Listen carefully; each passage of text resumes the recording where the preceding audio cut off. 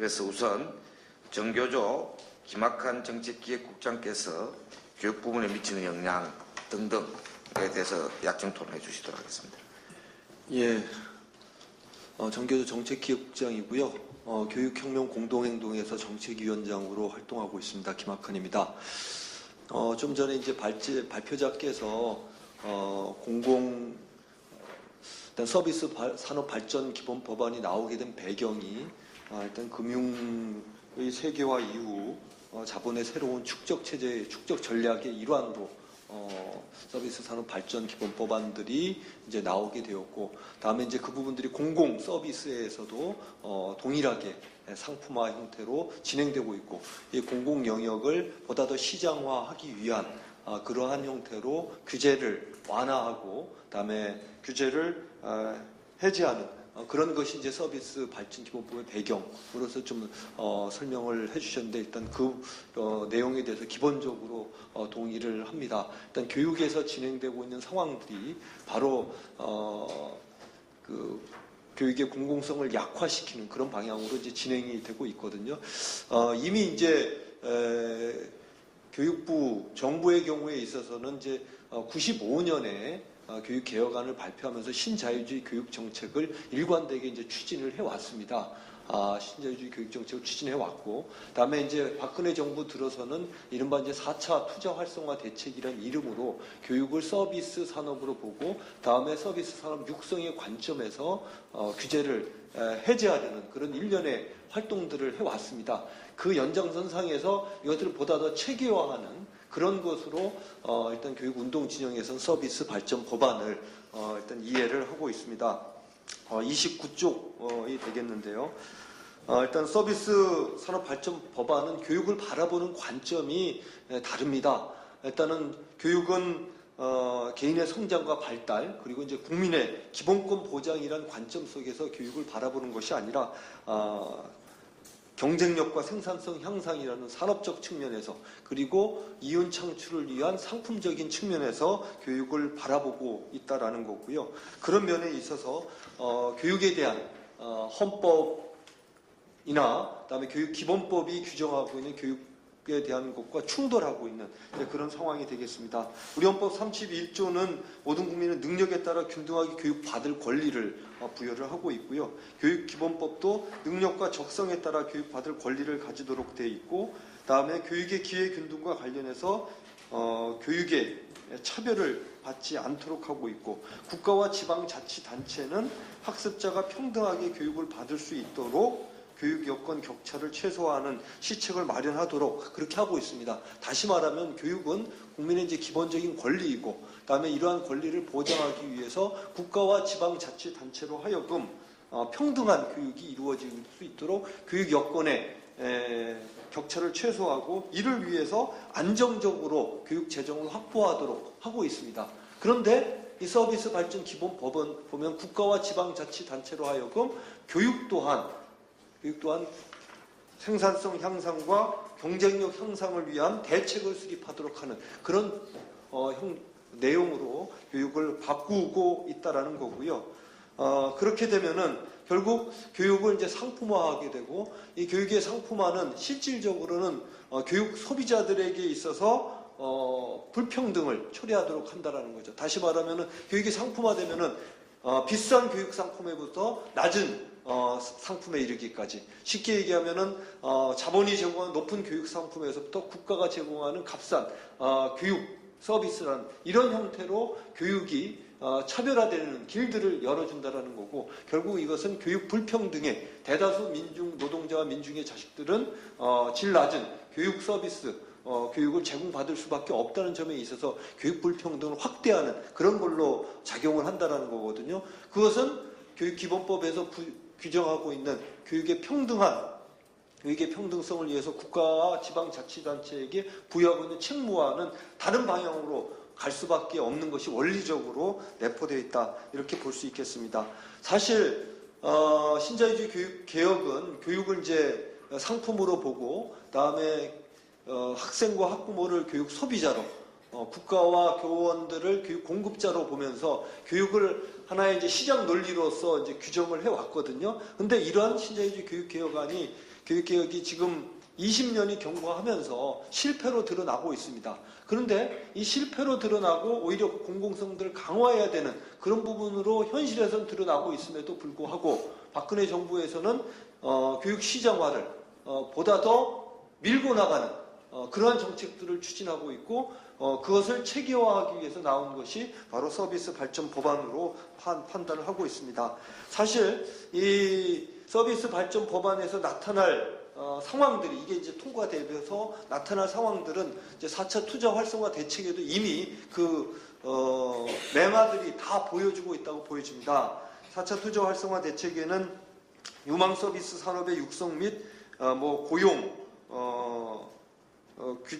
지자체의 규제 개선을 중심으로 4차 투자 활성화 대책을 마련을 했는데 교육 부분에서는 이러한 것이 어떻게 규정이 되냐면 외국 교육기관의 설립의 자율화, 다음에 국제학교의 결산상 잉여금 배당 허용 등을 통해서 교육 시장을 교육을 개방하고 다음에 교육의 공공성을 약화시키는 이러한 형태로 이미 이제 4차 투자 활성화 대책에 담겨 있거든요. 그러니까 서비스 산업의 육성이라는 것 속에서 핵심을 봤더니 국제학교의 육성, 그리고 국제학교의 돈벌이를 강화해주는 그런 방향으로 나타나고 있습니다. 실제 이제 제주도에는 이제 국제학교가 지금 이제 3곳이 이제 운영이 되고 있는데요. 이들 학교의 경우에 외국 교육기관에 이제 로열티를 지급해서 교육 프로그램을 운영하도록 하고 있고 이들 학교의 연간 학비가 3천만 원에서 5,500만 원에 달합니다. 올해 이제 자사고가 문제가 됐었는데 자사고 학비가 이제 1,000만 원이 이제 좀 넘습니다. 1,000만 원이 넘고 외고 자사고가 이제 1,000만 원에서 1,500만 원 정도가 되는데 사실 이제 우리 국민들은 모르는 제주도에서 서울 인근이 아니기 때문에 잘 모르겠지만은 이제 제주도에서는 학비 3,500만 원에서 5,000만 원 하는 국제학교가 운영이 되고 있고 여기 학생들의 대부분은 강남과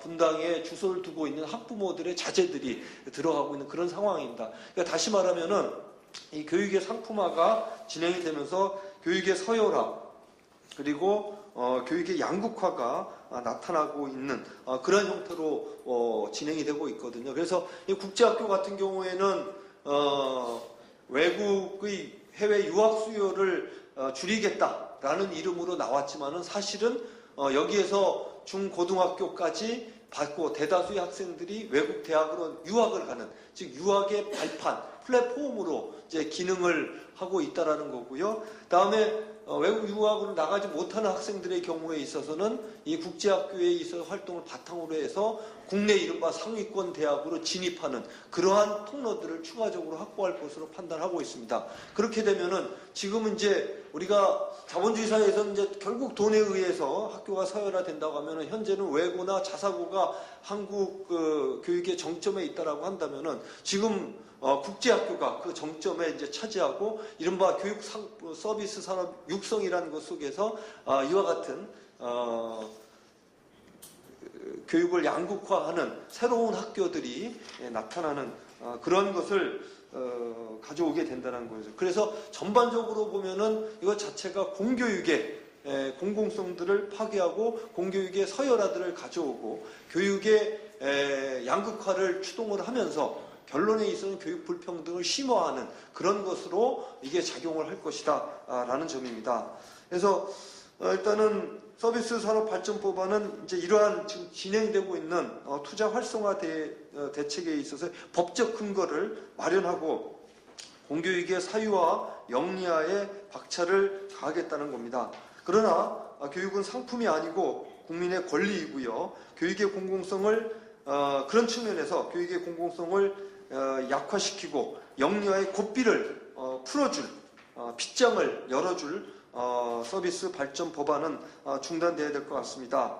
지금 필요한 것은 이 교육에 있어서의 발전, 공교육의 발전을 위해서 필요한 것은 이런 서비스 발전 법안이 아니라 공교육에 대한 재정을 확보하고 그다음에 교육의 균등한 권리를 보장하기 위한 교육체제의 개편, 그다음에 교육 지원과 관련된 이런 법안이 지금 필요한 것이지 교육 서비스 발전 법안이 필요한 것이 아닙니다. 그래서 우리에게는 이 서비스 발전 법안에 있는 서비스나 발전 심의위원회가 아니라 오히려 교육, 의료, 문화의 공공성을 향상시킬 사회복지 또는 사회공공성 추진위원회, 이런 심의위원회가 오히려 공공 영역의 발전을 위해서 필요하다, 이렇게 주장을 하겠습니다. 이상입니다.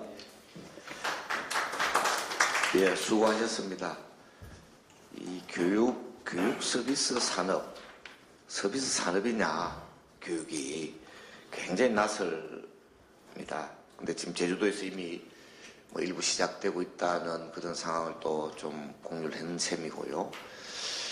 근데 뭐 교육은 조금 그래도 상대적으로 좀 점진적으로 진행되고 있는 셈이죠. 거기에 비해서 지금 보건의료 쪽은 뭐 지금 본격적인 아마 이른바 사냥감이 되고 있는 지금 그런 상황인데요. 자, 무상의료운동본부의 정영균 정책위원장께서 의료 부문의 역량 토론해 주시도록 하겠습니다.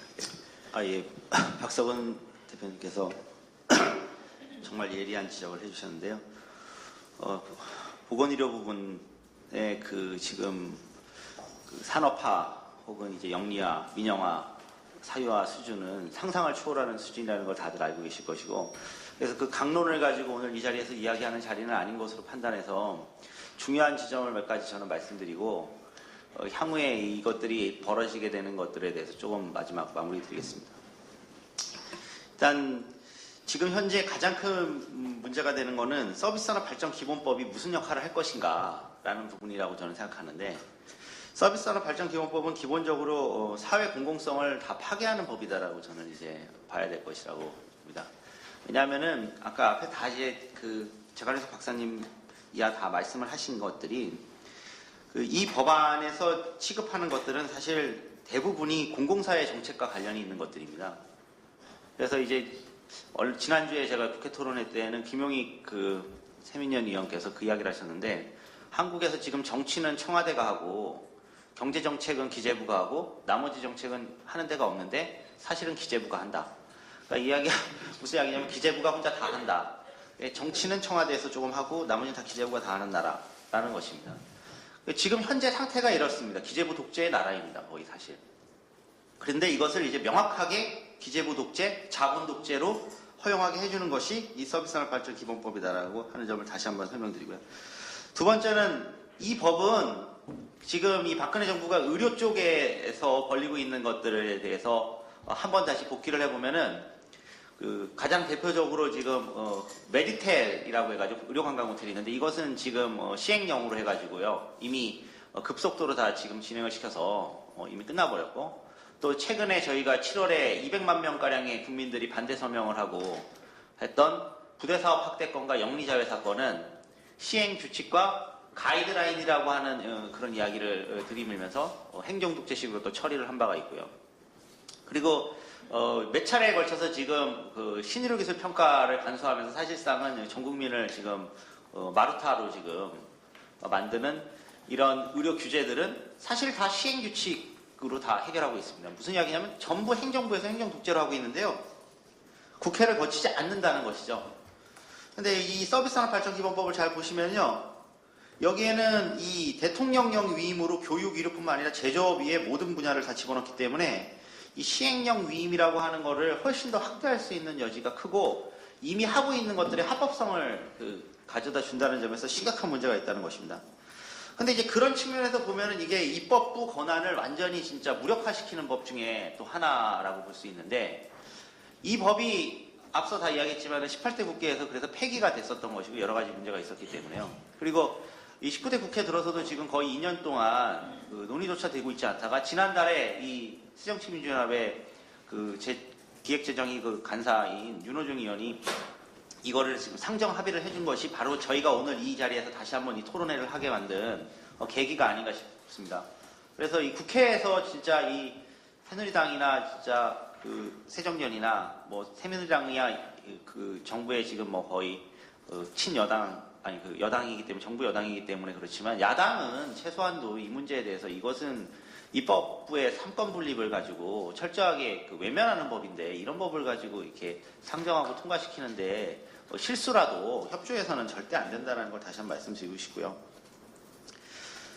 이제 이 내용 중에 몇 가지 중요한 점은 앞에서 이 법의 내용에 대해서 자세히 조금 설명을 안 해주신 부분이 있어서 다시 한번 제가 강조를 드리는 건데, 선진화위원회라고 불리는 서비스산업 선진화위원회를 구성하는 부분이 바로 가장 그 핵심적인 그 조항입니다.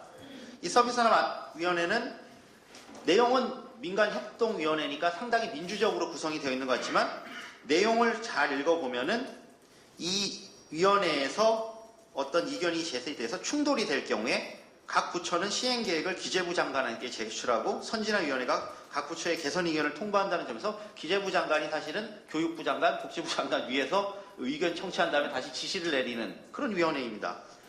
이 구성 자체를 보게 되면은 각 부처 장관이 추천한 사람들을 가지고 기재부 장관이 위촉하는 구조이기 때문에 이것도 기재부 장관이 마음대로 하는 구조이고요.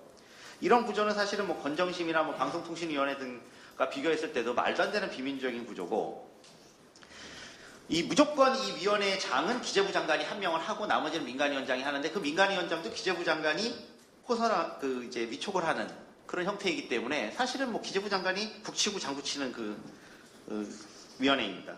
이런 위원회를 만들게 되면은 아까 앞서 말했듯이 기재부가 자기 마음대로 하는 것을 이제 완전히 합법화해 주는 것이기 때문에, 지금 가뜩이나 뭐 의료 부분 같은 경우에는 보건복지부 장관이 정말 하는 일이 뭐냐, 저희가 보건복지부 장관 당신 진짜 도대체 무슨 일 하냐고 맨날 이야기하는 수준인데, 이제는 아예 대놓고 그냥 기재부 장관을 찾아가야 되는 그런 상황이 되는 것이죠.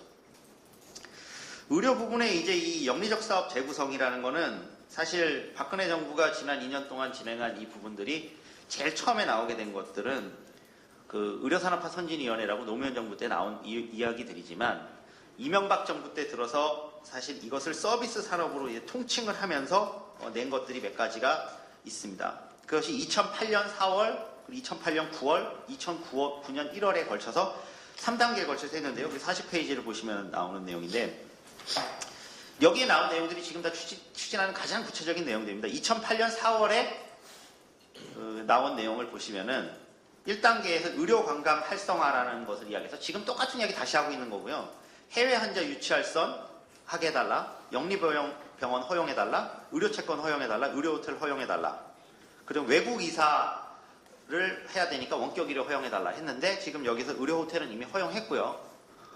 그리고 이제 지금 영리병원은 계속 규제 완화하고 있고요. 경제자유구역에. 그 외국인 환자 유치활성건도 지금 보건복지위에 보험업의 해외 환자 유치활성건 이미 올라가 있고, 그 다음 2008년 9월에 한 것들을 다시 한번 확인해 보시면은, 여기는 원격 의료, 민간보험사의 건강관리 서비스, 그 다음에 1인 1개소법 완화, 그 다음에 비약사의 약국 설립 허용 등이 있어가지고 사실은 직능단체의 강한 반발을 또 한번 산 적이 있습니다. 그래서 기억하실지 모르는데 작년 11월에 민주당 김현미 위원실과 함께 의료 부분은 따로 또 서비스산업발전기본법 반대를 명확히 하는 토론회를 한 차례 한 바가 있습니다. 직능단체도 다 와서요. 그 다음에 이제 뭐 MSO 각종 지금 나오고 있는 모든 이야기들이 다 당시에 다 있었던 내용들인데, 이것이 바로 서비스 산업이라고 하는 범주 내에 포함이 돼서 진행이 됐다는 것이고요. 그런 측면에서는 서비스 산업 발전 기본법이 의미하는 바는 의료 민영화 확정법이다, 이렇게 말씀드릴 수 있습니다. 그리고 이제 박근혜 정부 들어서는 뭐 다들 아시겠지만은 이미 기재부가 복지부를 대체한 상황이다. 저는 기재부가 복지부를 대체했는데 지금 이렇게 이 법을 통과시키려고 하는 거는 이제 그걸 확정적으로 이제 기능적으로 완벽하게 이제 합리화시키는 그런 기재로 작용할 수 있다는 거고요. 박근혜 정부는 뭐 아시다시피 4대 중증 질환 국가보장 100% 공약으로 사실 당선이 됐는데, 의료 쪽으로 보면요, 기초의료연금 뭐 20만 원 이런 것들이 더 중요하지만 의료 쪽으로는 이제 4대 중증 질환 국가보장 100%인데, 그거는 작년에 이미 다 완전 누더기로 만들어서 폐기 처분한 지가 오래됐고, 3대 비급여 문제만 지금 그나마 뭐 조금 해결해 주겠다고 하는데, 그것도 이제 건강보험 흑자로 돌려가지고 국민들이 낸 보험료로 지금 그거 일부 메꿔주면서 생색내는 그런 수준입니다.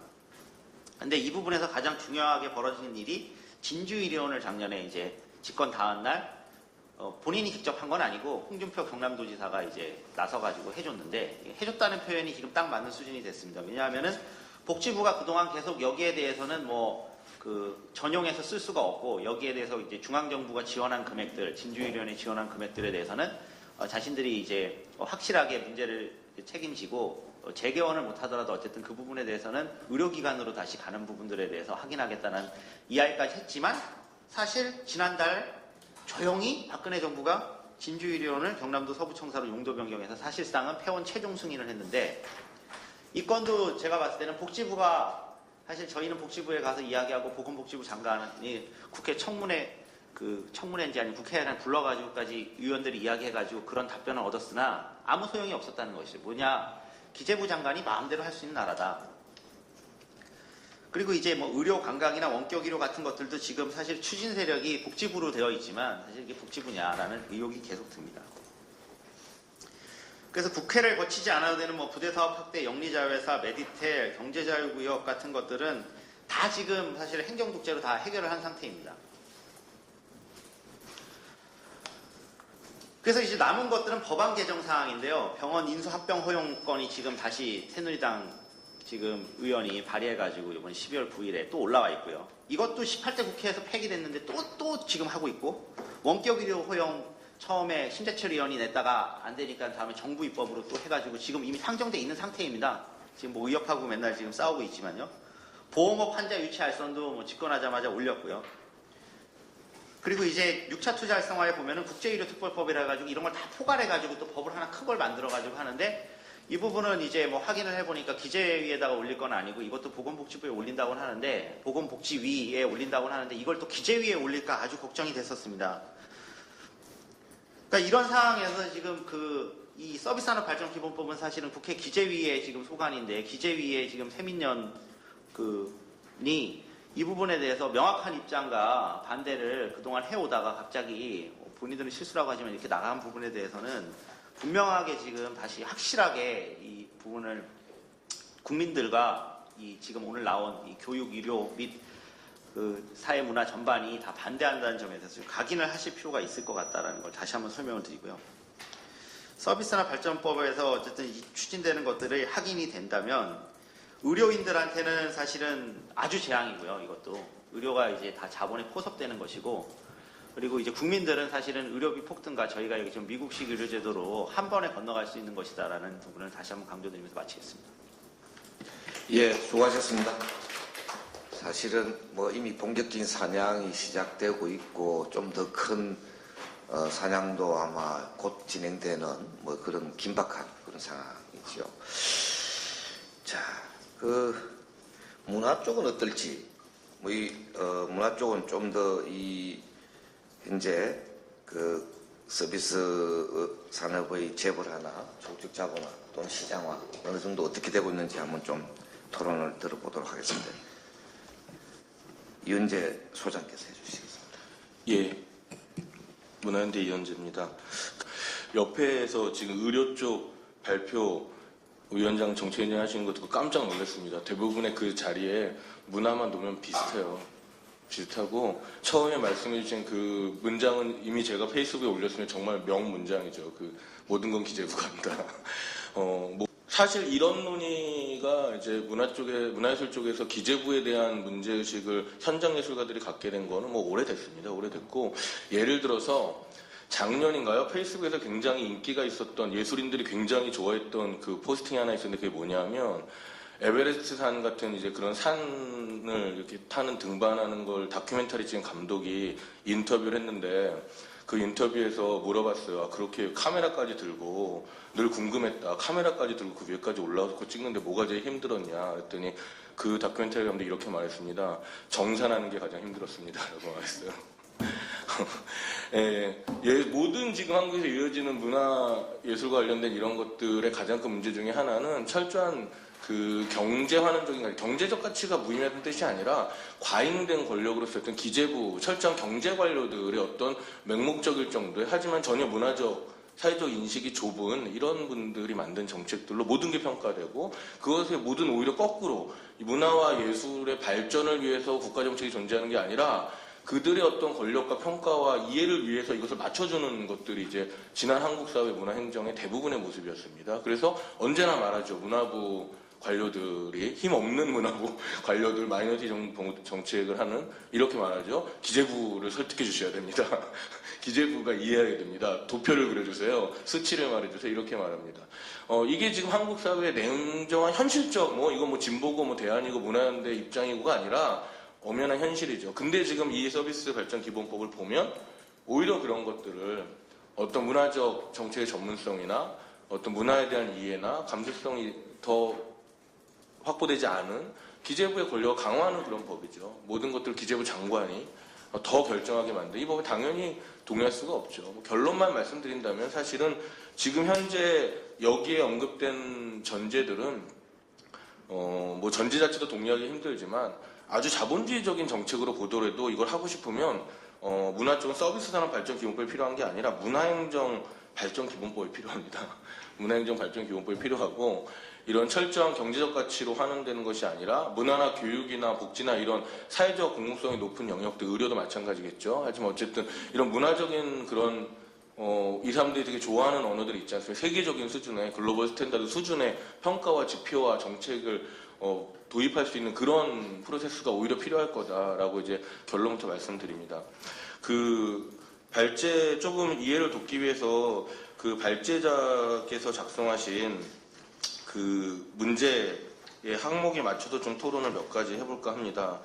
먼저 여기 나와 있는 것처럼 그 문화는 아시는 것처럼 자유무역협정이라든지 그동안 모든 과정에서 가장 상품화되는 것, 서비스 상품으로 규정되는 것을 반대해왔던 세계적인 그런 합의 구조들이 있었습니다. 그래서 그것의 대표적인 것이 바로 한 달 전, 이제 한 달도 아직 안 됐죠. 이 국회에서 이제 통과됐고 이제 발효를 한 달 전에 한 문화다양성 보호와 증진에 관한 법률입니다. 문화다양성 보호와 증진에 관한 법률의 핵심적인 철학과 가치는 지난번 기자회견 때도 말씀드렸지만 바로 이겁니다. 문화는 서비스 상품이 아니다. 문화는 공급될 수 있는 게 아니다. 문화는 상품으로 대체될 수 있는 게 아니다. 그렇기 때문에 지금까지 자본주의 발달 과정에서 문화라는 것을 철저하게 상품으로 공급해왔기 때문에 우리가 이런 삶의 위기에 직면하고 있는 거다. 이것이 지금 세계적인 문화 정책, 이건 뭐 좌우가 없습니다. 그렇기 때문에 그 부분에 대해서 이 페이퍼는 전혀 그걸 반영하고 있지 못합니다. 앞서 연구원들이 하셨다는 그 연구의 그 분석들은 문화와 관련된 거 몇 개만 봐도 전혀 문화에 대한 이해를 하고 계시지 못해요. 예를 들면 그 연구원에서 이 법을 2011년에 하셨다는 법에서 뭐 여행, 관광 이런 거 보면은 13페이지에 이렇게 써있죠. 여행 서비스 산업의 경우 개별 여행객 기호에 맞게 제공되는 서비스가 거의 없을 뿐만 아니라 정말 비현실적인 이야기입니다. 지금 이게 홍대 앞에서부터 제주도까지 너무 많은 게스트하우스와 너무 많은 여행산업 개발 때문에 문제가 되고 있어요. 전혀 여행 못 다녀보신 거예요. 연구실에만 계셨어요. 너무 슬픈 얘기죠. 그 다음 그 밑에 뭐 그 규제의 문제, 지금 CJ부터 시작해서 너무 많은 독과점 때문에 여기서 화요일날 토론했습니다. 배재정 국회의원이랑 문화산업 종사자들이 심각한 독과점 문제 때문에 살아남을 수가 없는 뭐 이거는 몇몇 기업을 제외하고는 자본을 제외하고는 문화산업을 할 수가 없어요. 그래서 지금 문화산업 종사자들조차도 친자본주의적인 문화산업 종사자들조차도 독과점의 문제를 계속 제기하고 있는 겁니다. 불공정 거래 문제. 예를 들면 뭐 음원 차트 같은 거 말씀드릴까요? 음원 차트는 여러분들이 보시는 벅스나 멜론의 음원 차트는 1위부터 20위까지 사재기를 하지 않으면 올라갈 수 없습니다. 보통 10억에서 20억 정도의 돈을 씁니다. 만약에 뭐 내일 만약에 A라는 아이돌이 음원을 발표하면 그 음원사가 멜론이나 이런 데서 그런 액수의 음원 차트에 그런 불공정 거래를 하고 있어요. 규제 완화가 아니라 공공성에 입각한 굉장히 강도 높은 규제가 필요한 영역입니다. 근데 이런 것들을 이런 철저한 그 어떤 왜곡된 경제주의 그리고 어떤 그 규제 완화라는 이름으로 지금 헛다리를 짚고 있는 거죠. 이건 자본주의의 질서에서 말씀드리는 거예요. 제 개인적 입장이 아니라.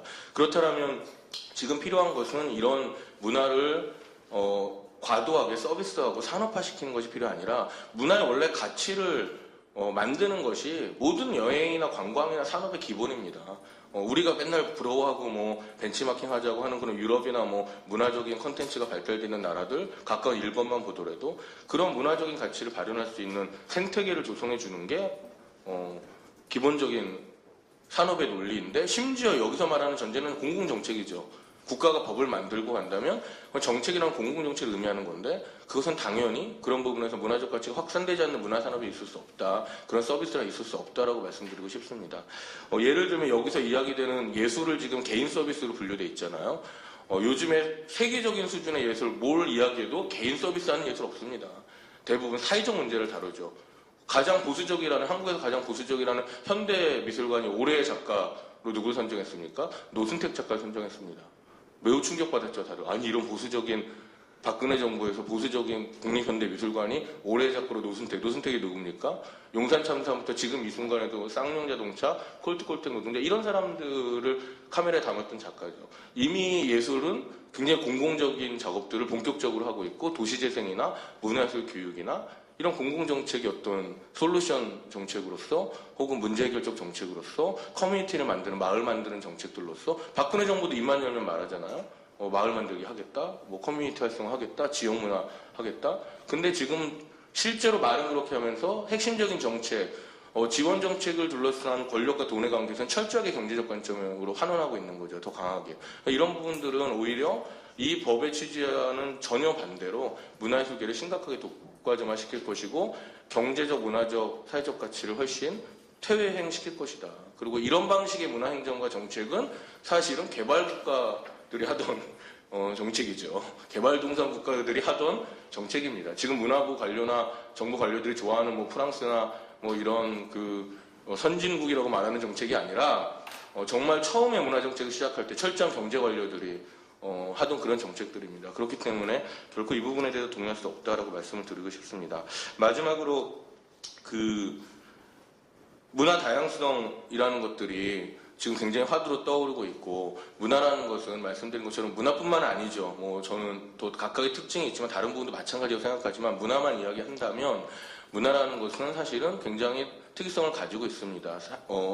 인간 개인은 그리고 커뮤니티, 마을, 국가까지 어떤 자신의 정체성이라는 것이 있고 그 정체성들이 어떻게 교류하고 그 가치를 발현하는가가 정책적인 굉장히 중요한 관심 분야입니다. 그렇기 때문에 사실 이것을 지금처럼 서비스 상품, 공장에서 찍어내는 것처럼 혹은 아니면 일반화시켜가지고 공급하는 방식으로 할 것이 아니라 국민 개개인이, 시민 개개인이 자신의 문화를 만들고 표현할 수 있는 이러한 정책들을 만들어야 되고 그런 부분에서 현재 지금 나와 있는 서비스산업발전기본법은 이 법이 주장하는 내용과는 전혀 정반대로 문화의 공공성은 물론 문화산업 서비스 영역까지도 굉장히 획일화시키고 경쟁력을 떨어뜨릴 것이다 라고 말씀드리고 싶습니다.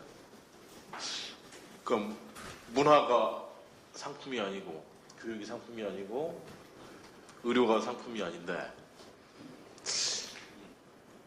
방송은 상품이 아닌가요? 사실 좀 헷갈리죠. 아마 일반 시민들뿐만이 아니라 그 방송 산업에 종사하는 사람들도 헷갈려 할 겁니다. 산업이 아니야. 상품이 아니야라고 했을 때 뭐냐면은 사실은 그만큼 이미 공공성이라는 게 훼손이 돼 있기 때문에 안팎의 자본들에 의해서 대자본들에 의해서 재벌과 외국 자본들에 의해서 이미 사실은 장악의 도가 너무나 높고 많이 침식이 되어 있기 때문에 사실은 이렇게 헷갈리는 거죠. 그런 의미에서 저는 솔직히 좀 그 토론 들으면서 앞에 토론들 들으면서 역으로 좀 부럽다는 생각을 해보는 겁니다.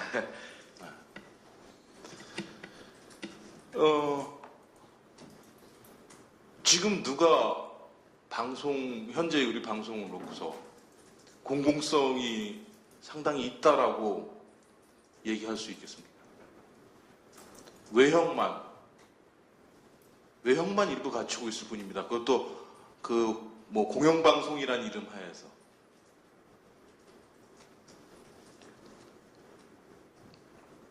그러니까 뭐 KBS, EBS 그런데 주로 그러니까 방송 쪽에서 얘기되는 건 공공성이 아니고 사실은 그런 거죠. 뭐 정권에 대한 직접적인 굴종 여부 뭐 이런 것들. 가시적이고 직접적인 이거 정도가 문제가 될 뿐이죠.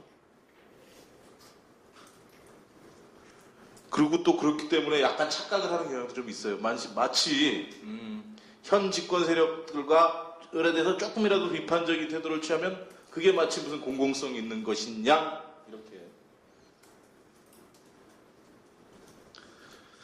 이미 사실은 그렇습니다.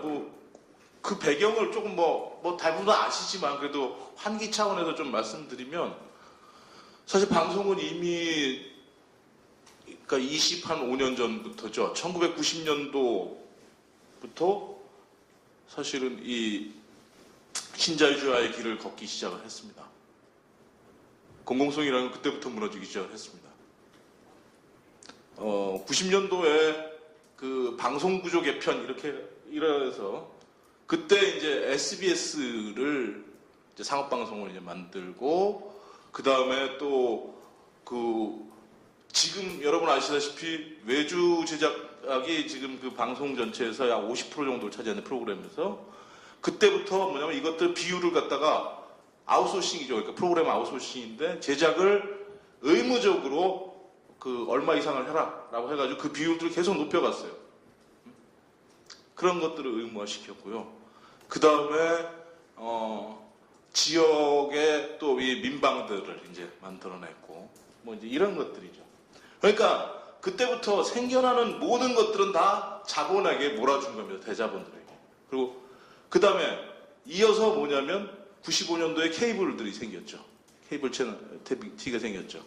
그래서 뭐 프로그램 제작하는, 그 공급하는 채널 운영하는 데하고 그 다음에 요즘 여러분이 그 아시겠습니다만은 그 CNN 같이 이런 어떤 SO라고 하죠. 지역의 그 망들을 운영하는데, 가입자들 망 운영하는데.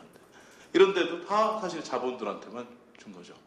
그러니까 크게 보면 방송이라는 영역을 갖다가 이전에 그 공적인 부분으로 이제 국가, 그러니까 뭐 KBS나 MBC 이렇게 돼 있던 부분들의 새로운 이 시장 세력들에게 새 영역들을 계속적으로 열어줬던 겁니다. 그리고 마찬가지로 그곳에는 외국 자본들이 언제든지 들어올 수 있게. 그래서 사실은 국내 재벌과 국내 대자본과 외국 자본이 서로 연합할 수 있는, 연합하도록 만들어서 그 영역들을 계속 확장해주는 과정이었던 거죠. 그게 90년대에 일어났던 일이고 2000년도에도 이제 2000년 방송법이라고 하는데 그때에도 한번 다시, 그러니까 김대중 정부 때 또 했었죠. 그때 했던 건 뭐냐면 일부 이제 이른바 민주적인 뭐 가버넌스를 하는 뭐 영역들을 좀 도입을 했죠. 시민단체들 를 갖다가 공영방송 이사회에 좀 참여시킨다든지 이런 식으로 이제 하면서 방통위원회 만들고 그래서 간접적인 지배체제를 유지했는데 그러면서 실제로 한 것들은 뭐였냐면 위성방송 같은 영역들을 열어서 또 이것도 대자본에다가 내외 자본에다가 확대해주고 뿐만이 아니라 케이블 쪽 영역 같은 데서는 케이블이 이제 워낙 우후죽순처럼 처음에 많이 생겼고 그 당시에는 공공성을 유지한다 그래가지고 어떻게 했냐면 시스템 오퍼레이터 SO라는 데하고 그 다음에 PP라는 데 이런 데를 다 이렇게 복수로 소유를 못하게 해놨었어요. 그렇게 3분할 제도로 해서 분할을 해놓고 막 이게 지역성 유지를 위해 가지고 또 권역별로 나눠놓고 이렇게 했었는데 이런 거 다 없앴죠. 그래서 소위 말하는 MSO, MTP 또는 MSP 그러니까 이 두 영역도 합쳐가지고 이런 식으로 만들어놨던 거예요. 그리고 외국 자본에 대해서 할 수 있는 폭들은 더더욱 늘려놓은 거예요. 이게 2000년 이후에 2000년 방송부에서 진행됐던 일입니다. 그리고 마지막으로 2009년도에 여러분 기억하시겠습니다만 이 국회 그 기억하시죠? 저기 종편 채널 허가하면서 왜 국회에서 저희들 그런 데서 농성하고 본회의장에서 이제 소란 피웠다고 난리치고 이랬던 데 있었죠.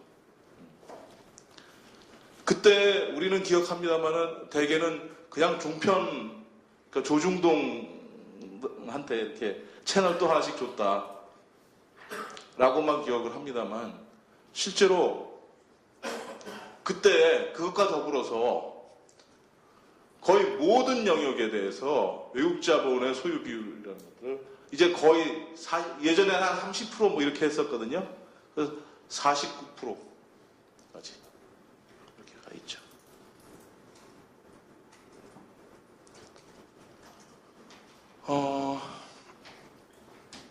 그래서 지금 현재 한번 상태를 한번 보면 이게 이제 크게 세 차례 이제 그런 큰 구조 개편이 있었던 건데 이런 것들 거쳤던 건데 지금 현재 상태를 보세요.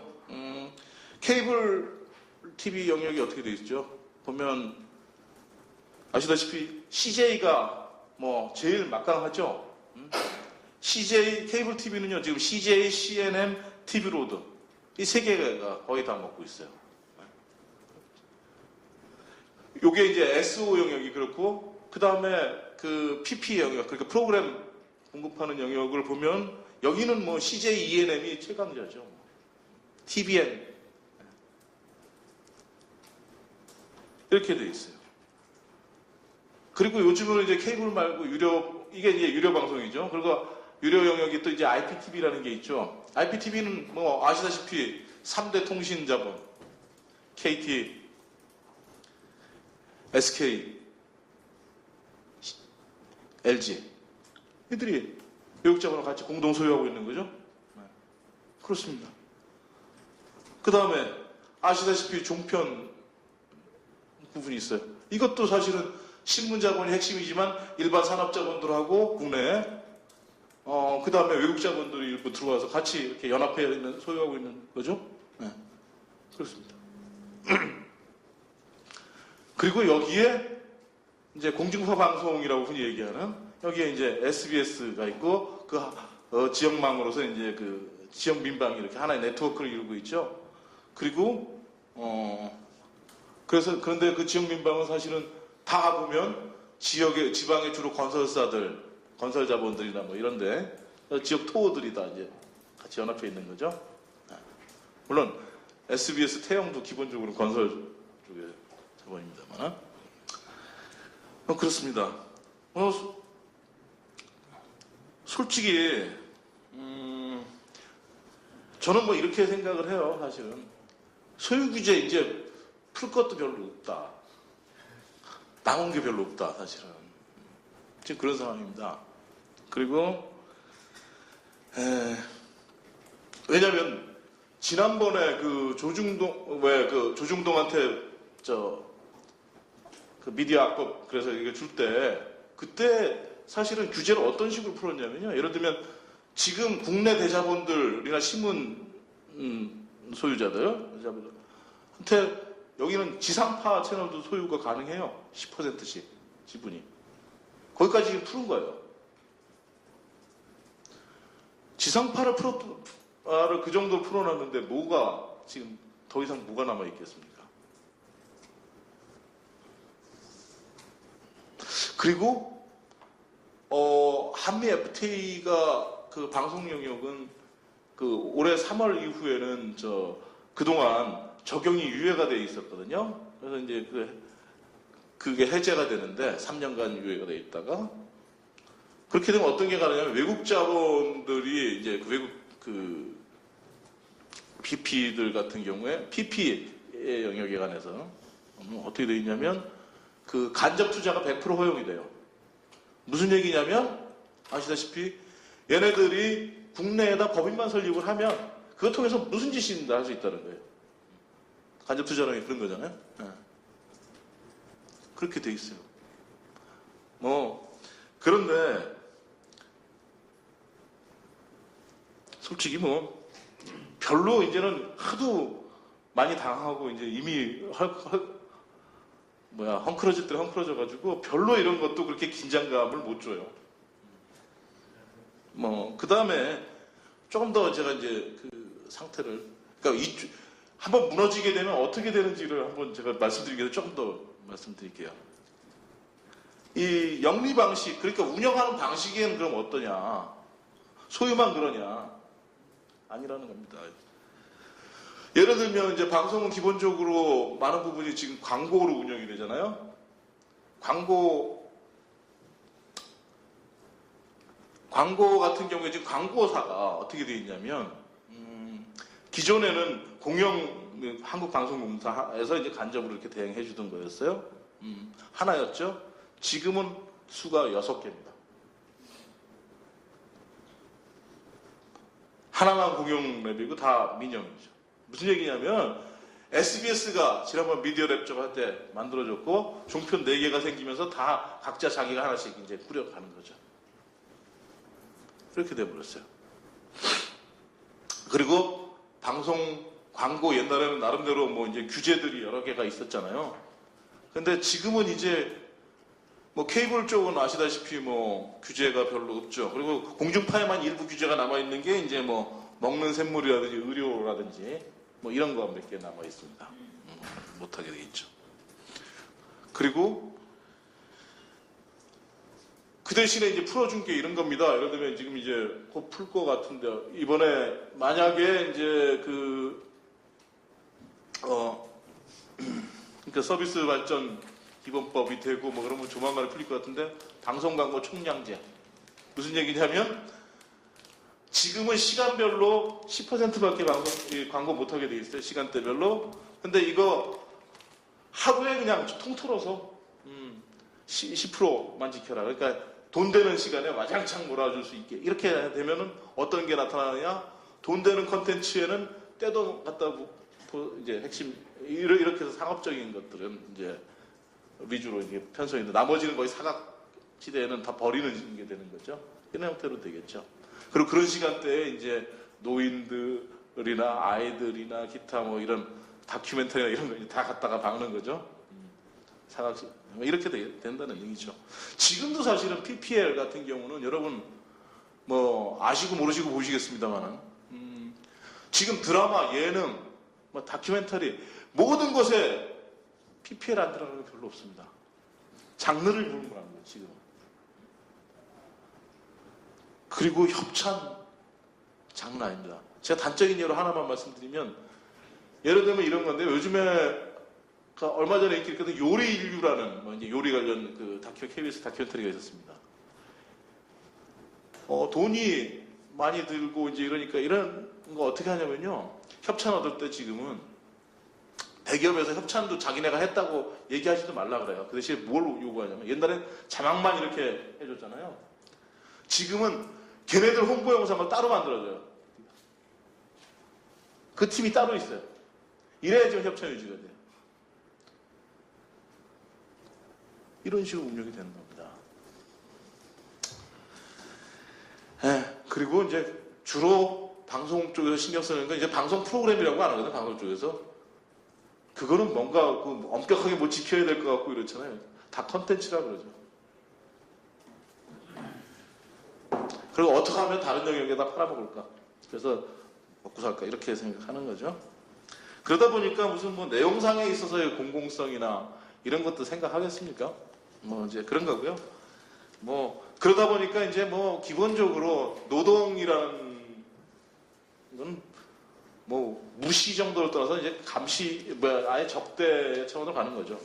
제가 이제 이렇게 망가져 있다라는 말씀을 드리고 잠깐 이제 그러면 서비스 발전 기본법이 만들어지게 됐을 때 어떤 일들이 벌어질 건가에 대해서만 잠깐 말씀을 더 드리겠습니다. 잠깐 제 좀 길죠?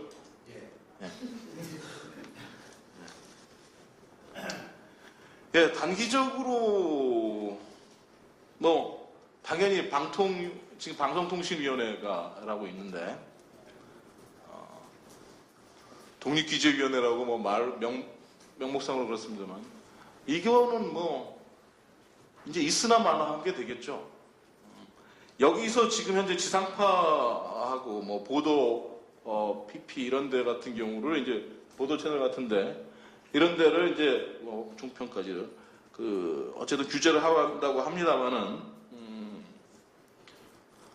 아마 할 일이 전혀 없어질 거다. 그리고 방송 전체가 유료 방송 위주로 케이블이나 IPTV나 기타 위주로 중편 위주로 이렇게 이제 운영이 될 거기 때문에 그리고 더 나가서는 말이죠. 저는 그렇게 봅니다. 이렇게 해서 진척이 한번 되기 시작하면은 더 이상 최소한의 어떤 공공성도 복원할 수 있는 가능성 그런 시도 자체도 못하게 된다. 아예 그 자체 근거 자체가 없어질 것이다. 이렇게 봅니다.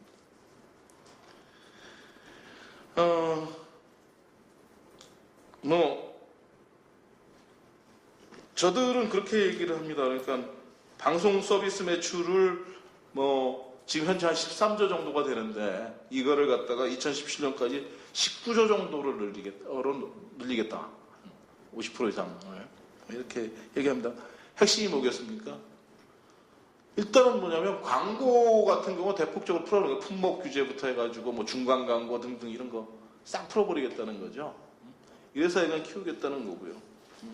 앞으로 그렇게 되니까 광고 시장, 광고 규제 확대하고 그 다음에 컨텐츠 상업화는 뭐 당연히 이렇게 가고 아울러서 이제 뭐 한류 뭐 이런 식으로 해가지고 중국 시장 쪽으로 이제 모든 걸 맞춰서 제작들을 할 가능성이 농후해질 겁니다. 그런 얘기고요. 제가 우려하는 거는 그래요. 그러니까 뭐냐면 사실 뭐 다 얘기 나는 나쁜 일자리 뭐 이런 건 증대. 이건 뭐 지금 현재 CNN 보시면 아시잖아요. 바로 이게 이 사람들이 보면 케이블 TV, IPTV 영역의 노동자들인 거죠. 그리고 거기에 자본은 뭐 맥커리나 이런 애들인 거고요. 예. 그렇게 갈 거고 그 다음에 기존의 어떤 그러니까 언론 노동운동 자체가 사실은 뭐 이미 혼돈스럽고 거의 뭐 별 힘이 없습니다만은 앞으로는 이렇게 가면 거의 괴멸될 거다. 그렇게 봅니다. 제가 미디어랩 2011년도에 언론노조 일을 좀 했었는데 그때 미디어랩 문제가 딱 발생하니까요. 사실은 내분이 엄청나게 많았습니다. 그래서 그것 때문에 거의 하반기 2011년도 하반기에 어떤 것도 할 수가 없었어요. 사실은. 저도 물러나라는 요구도 많이 받았고요. MBC 쪽은 그때부터 자기들이 미디어 랩을 갖겠다, 자사 랩을 갖겠다라고 계속 내세웠고 다른 데서는 반대했었죠. MBC 내에서 또 지역 방송하고 사이에서의 어떤 내분도 엄청나게 많았고요. 지역 MBC 쪽하고요. 그러니까 이렇게 이런 식의 패턴들의 일들이 벌어지면서 거의 무력화가 될 수밖에 없다라는 거고요. 그래서 중기적으로 보면은 국내외 대자본이 지금 현재도 뭐 거의 장악하고 있습니다만 앞으로는 어떻게 될 거라고 보냐면 저는 이 미국화 얘기하시는데 똑같이 여기도 미국하고 똑같이 될 거다. 미국 지금 이렇습니다. 예를 들면 GE가 저기 NBC를 소유하고 있거든요. GE가 제너럴 일렉트릭이. 그다음 근데 얘네 원래 군수 뭐 원전 뭐 이런 거 하는 저기잖아요. 예? 전기. 그다음에 CBS 같은 경우는 CBS는 바이어컴이라는 데가 하고 있는데 얘네들도 원래 군수 쪽에서 출발했다. 뉴스 코퍼레이션은 외국 자본이잖아요. 기본적으로 미국 입장에서 보면. 그래가지고 얘네는 신문에서 출발했던 애들이죠. 뭐 비방디 뭐 등등 여러 개 쭉 있는데 이게 뭔 얘기를 하고 싶은 거냐면요. 그러니까 매체 자본과 금융 자본과 산업 자본 모든 자본들이 서로 이렇게 크로스해서 연합되는 복합적으로 소유하는 이런 형태로 되면서 모든 영역에 자기 발을 뻗친 이 자본들이 장악을 해 들어간다는 거죠. 한국도 그렇게 재편될 가능성이 높다는 거죠. 이 법의 결과로 그렇게 보고요. 마지막으로 한 말씀. 이건 진짜 마지막입니다. 죄송합니다. 이 말씀은 제가 시간이 아무리 늦어도 꼭 하고 싶은 얘기인데요. 앞으로 좀 MBC를 좀 주목해서 보셔야 될 것 같습니다. 이 법이 이제 생기게 되면 얼마 전에 MBC에서 상암동 쪽으로 옮기면서요. 신사업을 옮기면서 조직 개편을 했어요. 조직 개편을 했는데 내건 모토가 뭐냐면 수익성 중심 조직 개편이었어요. 그래서 실제로 만든 부서들이 이런 거예요. 뉴스 사업부. 뉴스 사업부였어요. 뉴스하고 사업하고 이게 매치가 됩니까? 이런 거였고, 매체 전략, 뭐 이런 건데, 그러니까 뭐냐면, 수익성 중심, 제작, 연계, 마케팅, 뭐, 자산 활용, 수익 기능 강화, 이걸 공개적으로 표방을 했어요. 공영방송이라고 어쨌든 지금까지는 하고 있는 데가. 그래서 실제로 했던 게 뭐야? 교양국 폐지했죠.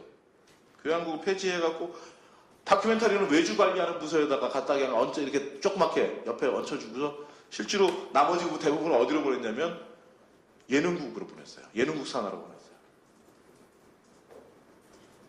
이제 돈 되는 컨텐츠 만든다. 교양 해체돼서 MBC가 교양 없는 놈들이 돼버렸죠. 그리고 그 다음에 매체 전략국 신설해가지고 콘텐츠 유통 수익을 극대화한다. 뭐 이제 이런 식으로. 이게 뭘 의미하는 걸까요? 지금 그러면서 이제 지역국은 이미 통폐합을 해 들어가서 구조조정에 들어가 있고요. 그 다음에 내부 반대 세력은 뭐 아시다시피 다 여기저기로 다 쫓아버렸죠. 그리고 지금 이제 뭐 인사고과를 내세워서 이제 정리를 할 가능성이 높아요. 저는 이렇게 봅니다. 이미 사실은 MBC 내에서는 민영화가 준비가 되고 있다, 내부적으로. 서비스 발전 기본법 만들어지고 지형이 점점 더 그쪽으로 가게 되면은 어느 시점에서 선언할 겁니다. 그리고 이거는 아시다시피 현 정권의 의도와 딱 맞아떨어지는 겁니다. MBC에서 자체적으로 하겠다는데 마지못해서 승인하는 척 해주겠죠. 그러면서 뭐 자기가 얻는 박모 씨는 자기가 얻는 이익은 그거는 뭐 일단은 재단 형태로 뭐 이렇게 해서 딴 데로 치워놨다가 나중에 걷어들이는 방식으로 가겠죠.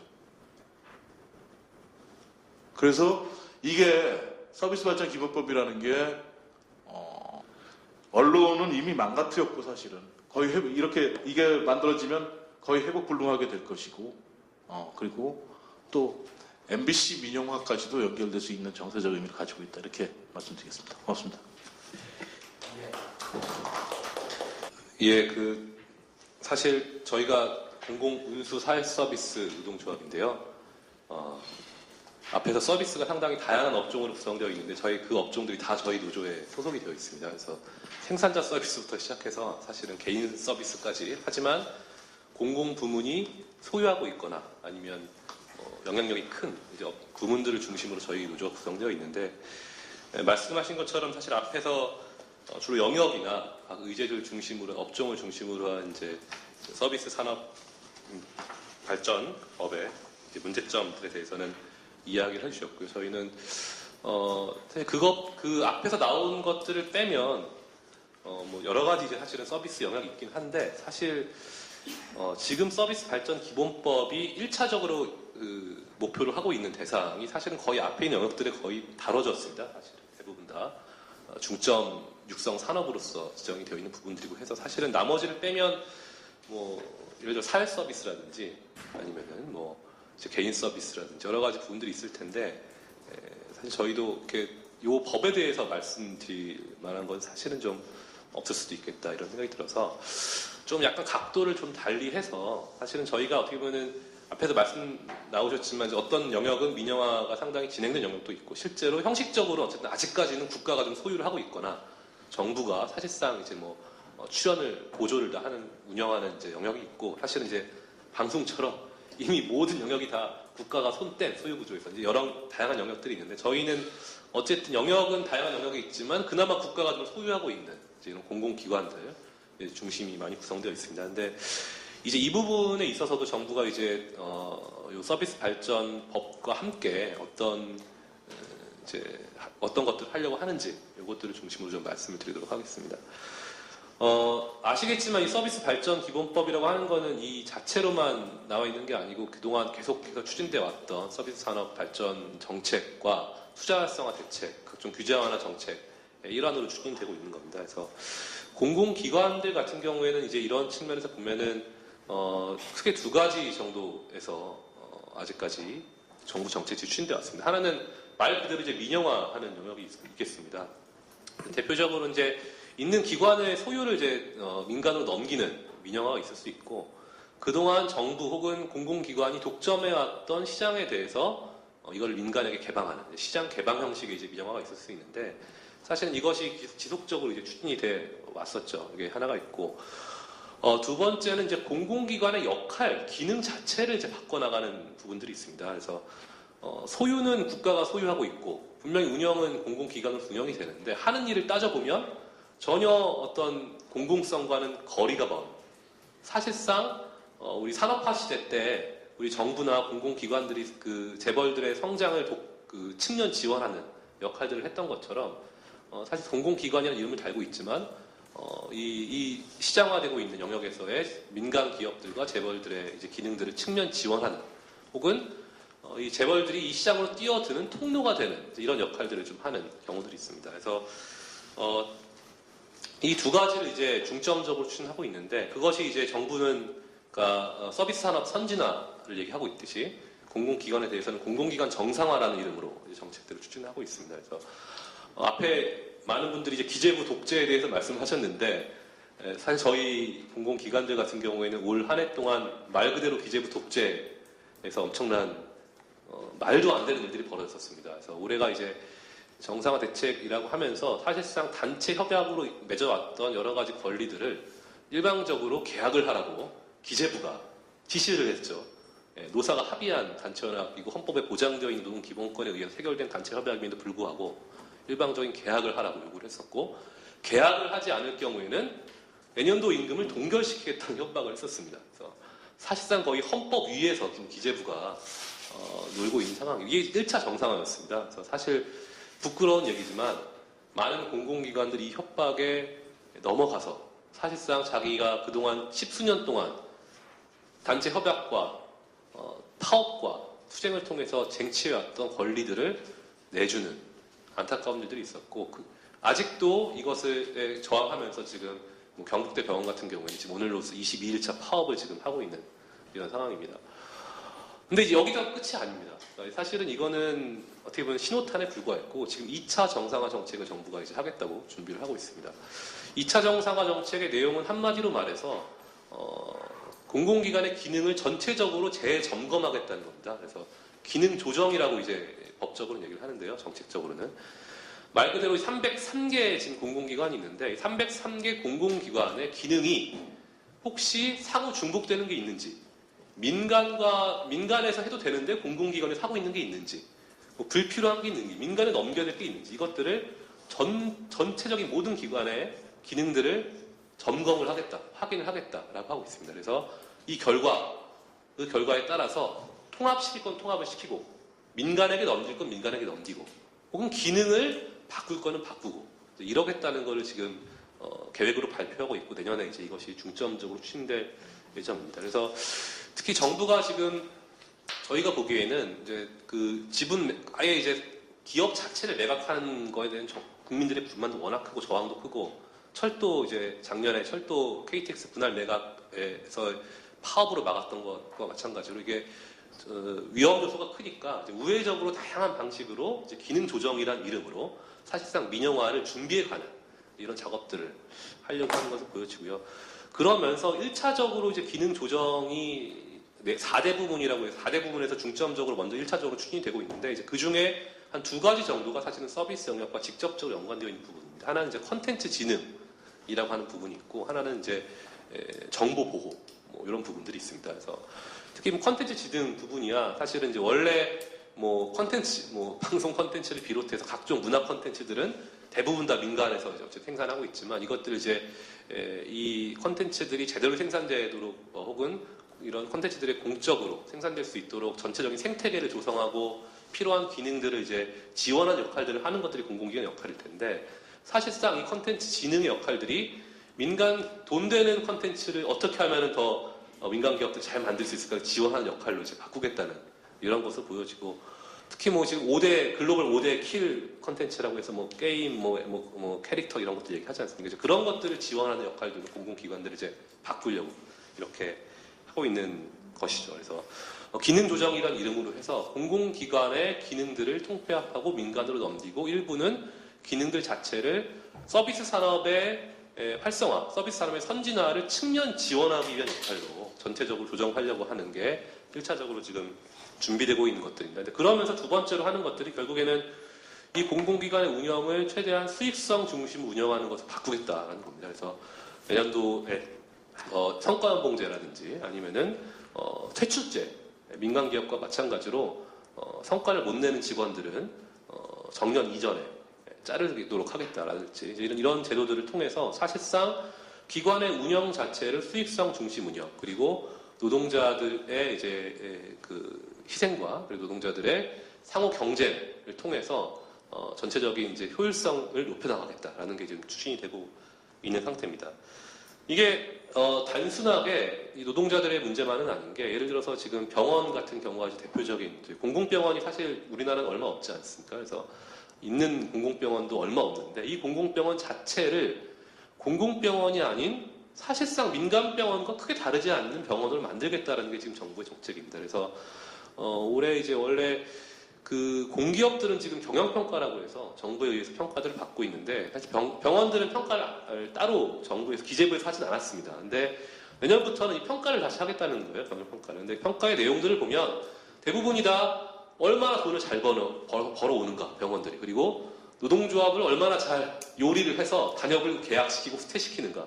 그리고 정부 정책을 얼마나 잘 따랐는가에 따라서 점수가 높아지게 되어 있습니다. 그리고 점수를 낮게 받으면 기관장을 해임한다거나 아니면은 점수를 높게 받으면 뭐 성과급을 뭐 준다거나 이런 방식으로 해서 이제 협박과 당근과 채찍으로 이제 공공기관 요리를 하고 있는데 이거를 지금 공공병원에 도입하겠다는 게 지금 정책입니다. 그래서 이게 만약 도입이 되면 실제로 이제 보훈병원 같은 데가 지금 경영평가를 받고 있는데 평가를 받다 보니까 일어나는 일들이 돈 안 되는 의료는 안 하는 거죠. 진료는 안 하는 거죠. 그래서 보훈병원 같은 경우에는 실제로 있었던 일인데 분만실, 신생아실은 없애고 산부인과에서 이제 말하자면 산과 애 낳는 건 돈이 안 되는 거니까 산과는 없애고 부인과 암, 부인과 질병 이런 부분들에 대한 클리닉이라든지 치료들을 높이는 방향으로 사실은 했던 적이 있는데 이런 식의 일들이 아마 앞으로 공공병원에서 일어날 것으로 보여집니다. 그래서 이게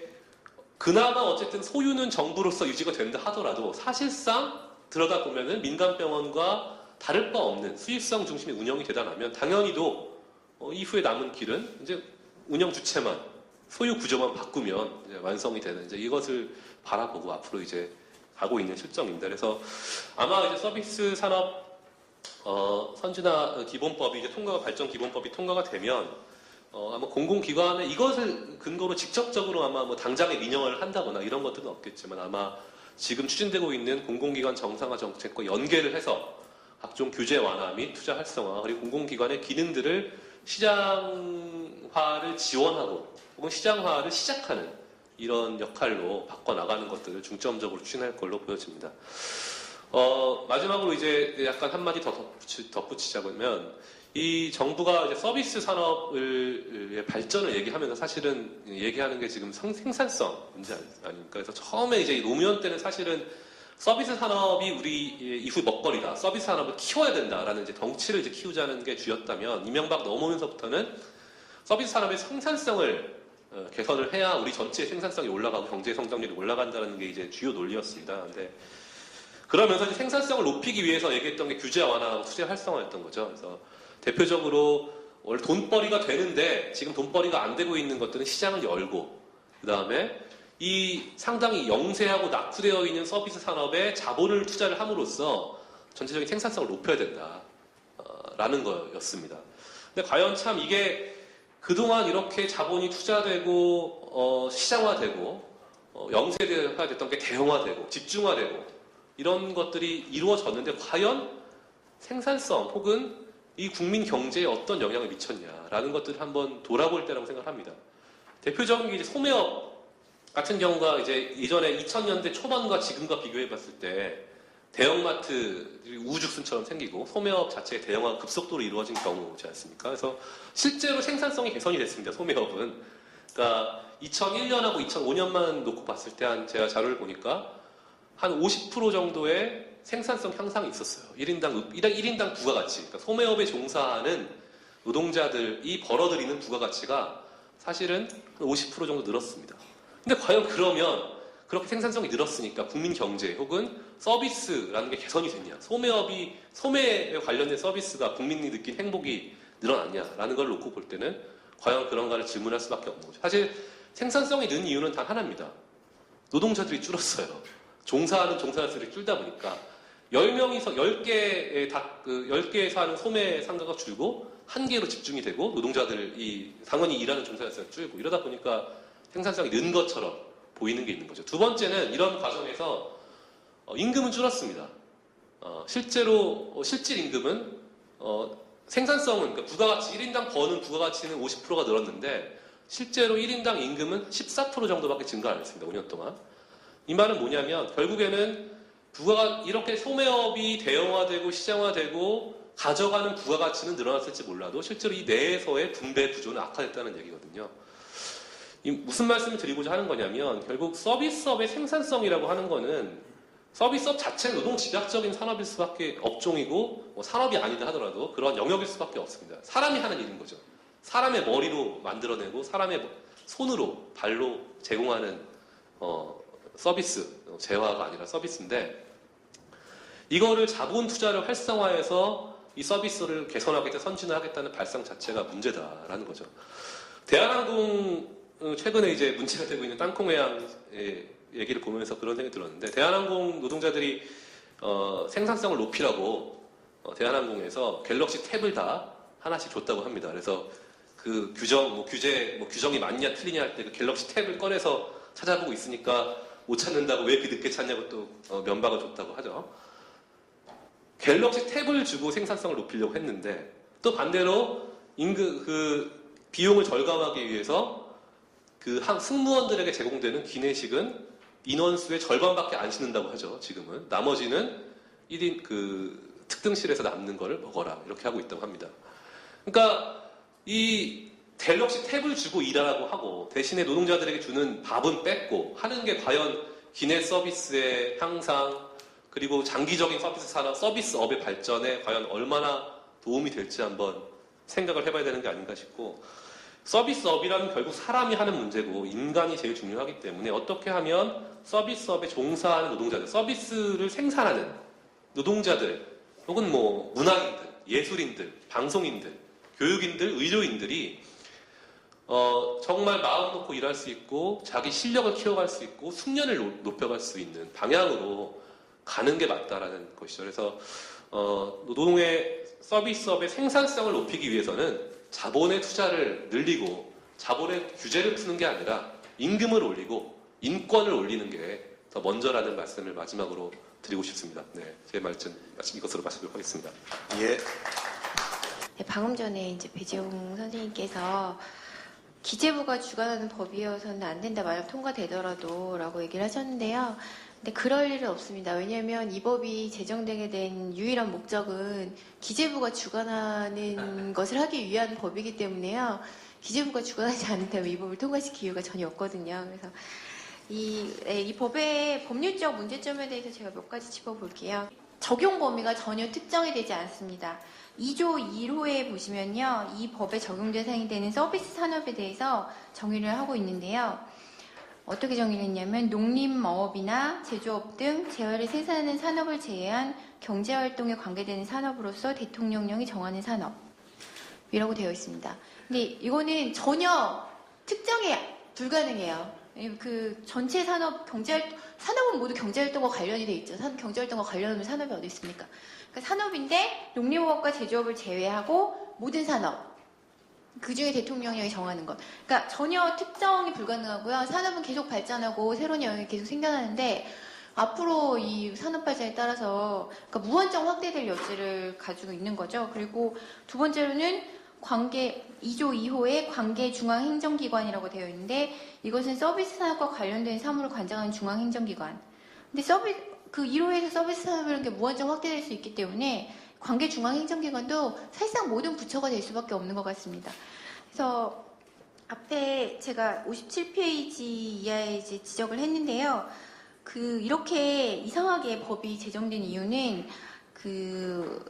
기획재정부 검토보고서, 기획재정위 수석전문위원 검토보고서에 나와 있는데 원래 입법예고 당시에는 의료, 교육, 관광레저, 정보통신 서비스 등 대통령이 정한 서비스 산업이라고 몇 가지를 예시를 했어요. 정부가 주로 관심 있는 영역들에 대해서 지적을 해놨었는데 이 보건복지부 지식경제부의 협의 과정에서 의료가 이제 언급되면 의료에 대한 의료 민영화 문제에 대한 계속 문제제기가 있으니까 좀 일종의 눈 가리고 아웅식으로 의료라는 말을 빼버리고 교육이라는 말을 빼버리고 그러다가 이렇게 된 것 같습니다. 근데 이것에 대해서는 이 기획재정위원회 검토 보고서에서조차 이거는 포괄적 위임법 금지 원칙에 위반된다라는 점 지적을 하고 있어요.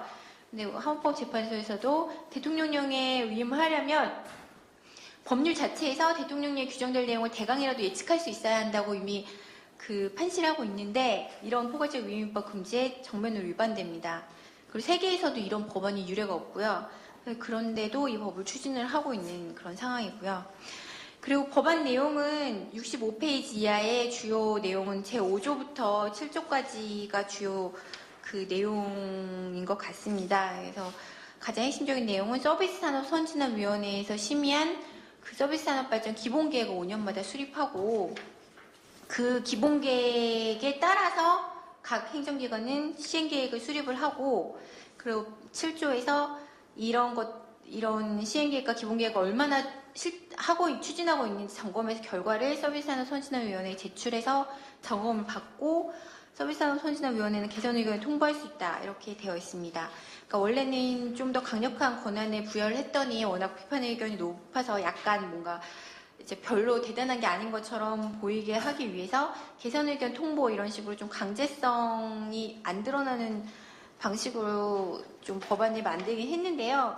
그래도 결국은 이제 기재부가 중심이 돼서 모든 서비스 산업에 관해서 기본 계획을 세우고 그것의 시행 실적을 점검을 한다. 그래서 그 기획재정부에 모든 부처를 지배하는 월권적인 지위를 부여하는 것이 이 법의 핵심적인 내용이고요. 서비스산업선진화위원회라는 거의 구성의 문제점도 제가 59페이지에 지적을 했는데요. 그 선진화위원회는 구성이 위원장 2인 그리고 당연직 위원 10명 이내 위촉위원으로 구성되도록 되어 있습니다. 근데 위원장은 기획재정부 장관과 위촉위원 중에서 호선하는 사람인데요.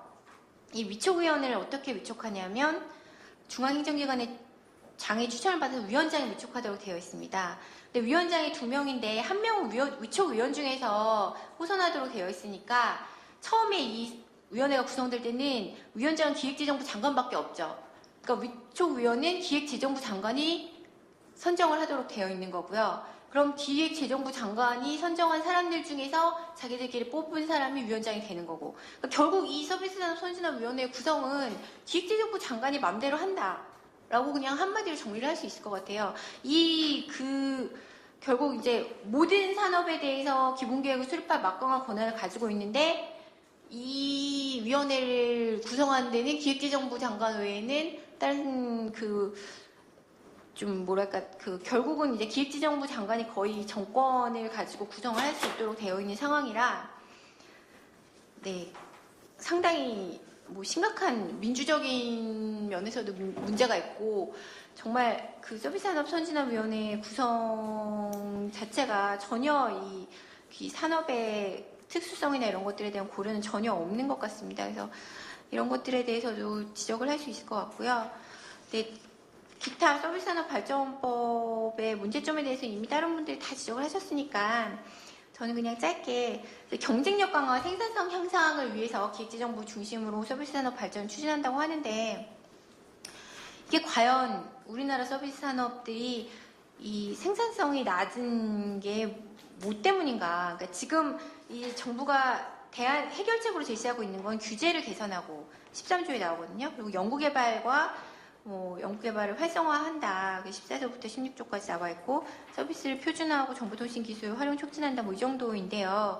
규제가 없기 때문에 규제가 너무 지나치기 때문에 이게 발전을 안 하고 있는 것인지에 대해서는 정말 생각해볼 여지가 있는 것 같습니다.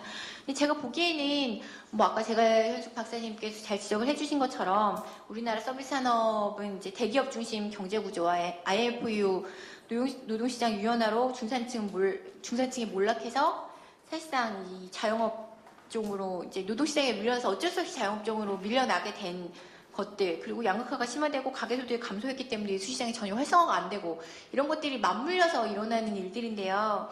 오히려 대기업 그 중심 경제를 강력하게 이제 경제민주화 정책을 통해서 규제를 하고 중소기업을 성장시키고 노동소득 분배율을 개선해서 내수 경기를 활성화시키는 것이 지금 서비스 산업을 발전하기 위한 우리나라의 경제 구조를 위한 바른 방향인데 이것들에 대해서 전혀 생각을 안 하고 규제를 완화하고 R&D 이쪽을 활성화시키면 마치 서비스 산업의 경쟁력이 향상될 것처럼 이렇게 정부가 진단을 내리고 있는데요. 이건 전혀 잘못된 진단이라고 생각을 하고요. 공공성 부분에 대해서는 많이 얘기하셨으니까 생략하도록 하겠습니다. 이상입니다. 예.